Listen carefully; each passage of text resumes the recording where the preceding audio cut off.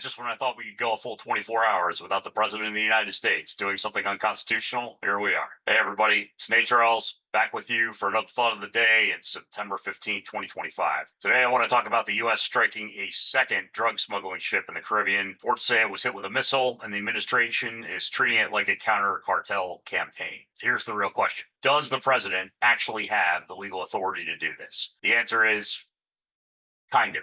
Let's start with the basics. After Vietnam, Congress passed the War Powers Resolution of 1973. It was designed to stop presidents from dragging the United States into wars without congressional approval. There's also a formal provision in the U.S. Constitution about Congress being the branch of government that's responsible for declaring war, but that's actually been somewhat obviated by the War Powers Resolution. The law says that if the president sends U.S. forces into hostilities, he has to notify Congress within 48 hours.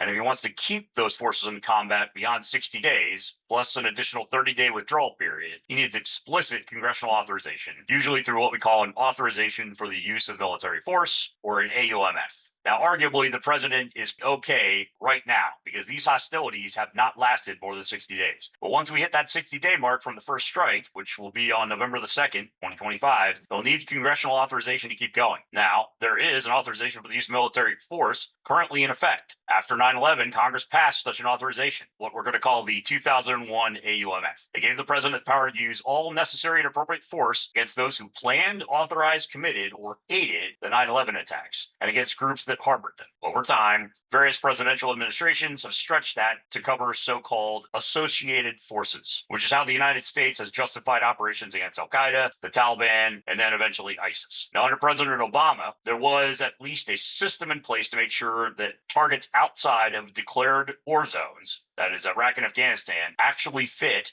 under the 2001 authorization for the use of military force. Any strike outside a declared theater had to go through a formal process, an intelligence review, a legal review, and confirmation that the target was covered by the AUMF. That was meant as a safeguard, so we weren't just hitting whoever we wanted, wherever we wanted. And here's the problem. The 2001 AUMF simply does not cover drug cartels, doesn't cover smuggling ships in the Caribbean, and unless the administration can show that these cartels are directly tied to Al-Qaeda or ISIS, and there is no evidence of that whatsoever, the current AUMF does not apply, which means after the 60-day clock runs out on November the 2nd, there is no statutory basis for these strikes at all. Bottom line is this. There is no standing authorization from Congress that lets the president conduct counter-drug bombing campaigns in the Caribbean. This is a policy we want to pursue.